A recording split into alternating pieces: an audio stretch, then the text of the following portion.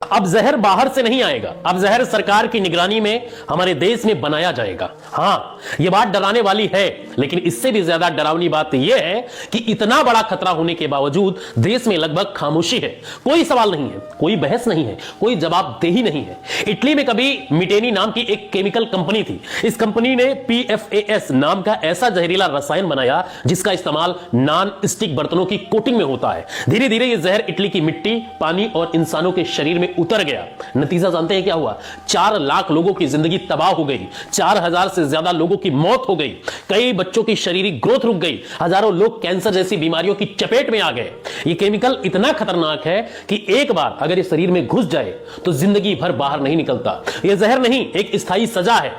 जब सच्चाई सामने आई तो इटली की जनता सड़कों पर उतर आई, विरोध हुआ, सवाल उठे और दबाव बना। नतीजतन इटली सरकार को मजबूर होकर उस कंपनी को बंद करना पड़ा और 11 जिम्मेदार लोगों को जेल भेजना पड़ा। लेकिन कहानी यहीं खत्म नहीं होती, यहीं से भारत की कहानी शुरू होती है। भारत की एक कंपनी लक्ष्मी ऑर्गेनिक्स ने इस तबाही को एक मौका समझा।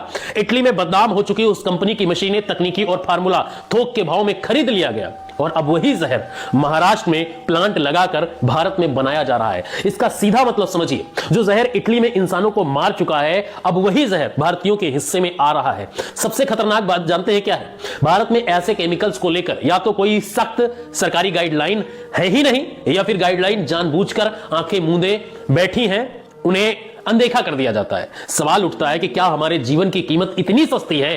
क्या विदेशी देशों में प्रतिबंध जहर भारत के लिए सुरक्षित हो जाता है क्या अगर यहां पर आ जाता है? क्या यह सब बिना राजनीतिक संरक्षण और मोटे चंदे के मुमकिन है?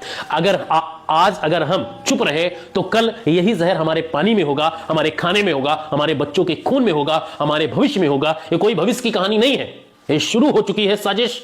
अब आवाज उठाइए, नहीं तो कल बहुत देर हो जाएगी। इसलिए इस आवाज को जोर से उठाइए, क्योंकि अगर आज चुप रहे तो कल बोलने के लिए शायद हम जिंदा ही ना बचें।